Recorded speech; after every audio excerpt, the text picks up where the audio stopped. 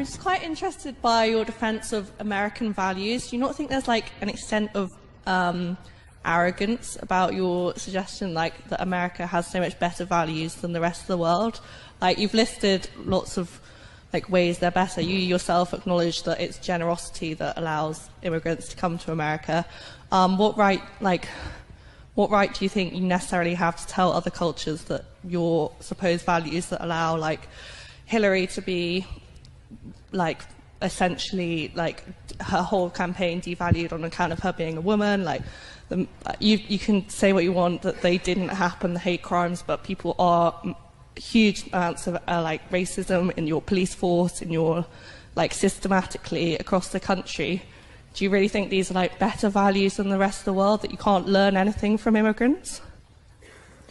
No, I don't think, yes, we can learn some things from immigrants, but the question, as I understand it, is why do you want to spread your values to the rest of the world? Look, that's fine. That's fine. Okay, if they don't want them, I'm really fine. I was America first before Trump was America first. I really just want to take care of our own country.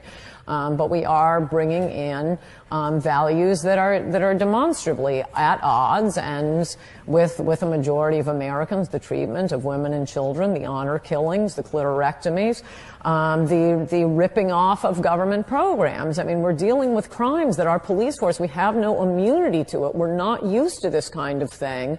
It's manifestly obvious that certain different ethnic groups excel and different cultures excel at different kinds of crimes. We're used to, for one thing, we're used to criminals being dumb, which has been a great advantage. You know, they kill their spouses for $10,000 of insurance money and leave their DNA all over the place. No, now we're getting criminals who have high IQs. They come from cultures where it's not embarrassing to be a criminal. It's great. It's cool. You ripped off the government. I mean, our government programs are like a Disneyland for immigrants. One of the things the Iraqi and the Mexican woman who honor killed their daughter for dating a black kid, one of the things he was on the tape saying was, oh, I love America. It's so great. I can game all these welfare programs. I mean, that goes into the idea of a country being a family and caring about one another. It's one thing when we are paying in enormous taxes in order to take care of, you know, somebody else's kid who's born without a liver or born with spina bifida.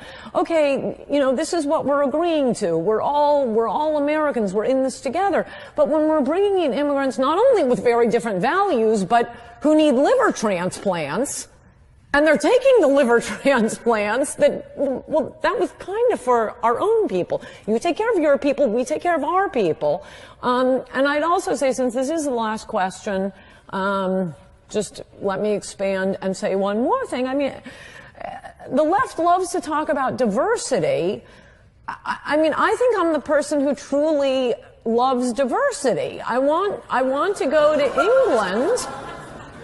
No, you want us to be all one blend and look the same and there's no difference. I want to come to England and meet people named, you know, Nigel and Simon and Oliver, and, you know, I want to hear your prissy little accents, and I want to go to Germany, and I want the streets to be really clean and the trains to run on time, and go to the Netherlands, and I can see their clogs and their tulips, and they have their own little weird, you know, the stuff we eat.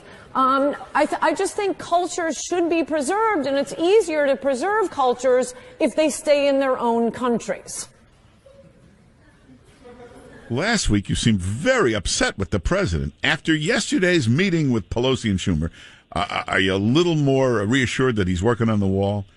Not at all. Oh. One thing the president is very good at is talking a good game. So it used to get me really excited. Oh, he's saying all the right things, but then nothing would happen. So now talking a good game doesn't really raise my pulse anymore.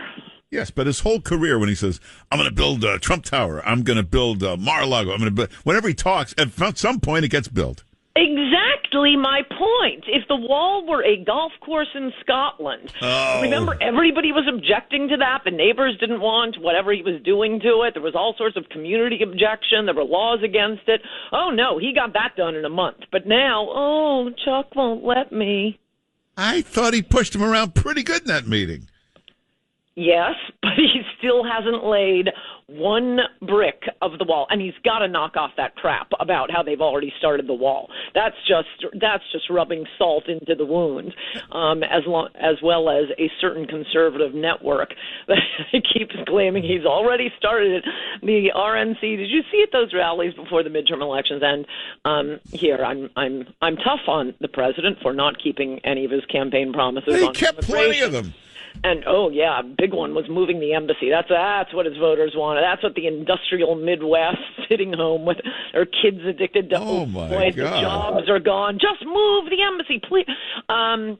But I will say it was great that he did all those rallies before the midterms. He does gin people up. But the RNC, I wanted to fly to wherever what's her name, Rona Romney was, and throttle her for having those pre-printed signs for the rally goers to wave, "Keep building the wall." Knock it off! You haven't put down one brick. Oh my God! What are you, Rachel Maddow? Listen to you. Well, it's one thing for Democrats to assume their voters are idiots. I can't disagree with that strategy there. It probably works extremely well. But for Republicans to assume their voters are idiots is just even, like I say, rubbing salt into the wound of there being no wall. But look, keep pressure on him. Maybe we can force him into it. All right, Don Lemon Jr. here. But it's a negotiating tactic. You keep acting like the wall's already started. That way it makes Schumer and Pelosi look sillier that they're opposing it. No, I don't think so, Mark. But I do want to.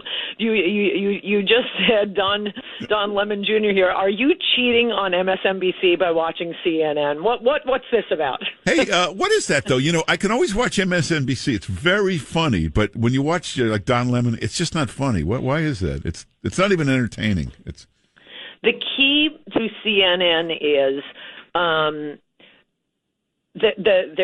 Their hosts are not, by and large, there are a few rare exceptions. They're not very smart people, but CNN's strategy is, but our hosts are really ugly, so you'll think they're smart. And put on glasses now. I never thought of that. You're right. It doesn't even look like really, it's been their signature move for years and years. You're staring at the screen at people who in no normal universe, okay, maybe you should be on radio, son. No, we're gonna put them all on TV to make people think they must be smart. Why else would they be there? Yeah, you're right. Also, when you watch MSNBC, it's the host and two people who hate Trump. But when you watch CNN, here's the host and here's 11 people on the panel who hate Trump. That's true. And they have these desks that can hold a panel of like 9 people. Who else? Nobody would do that.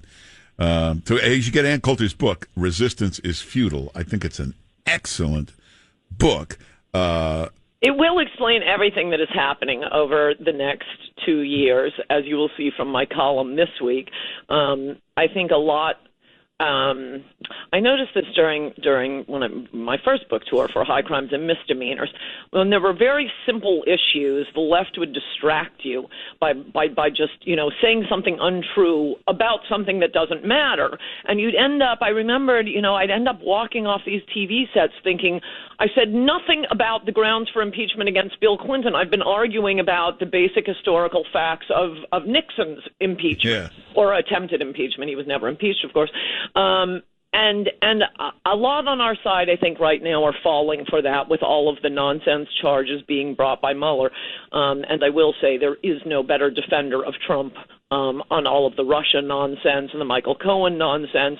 But what's great about this book is they're not giving up on any of this idiocy. You don't need to get into the weeds. You don't need to know who Bruce Orr is or the details of any of this Michael Cohen nonsense.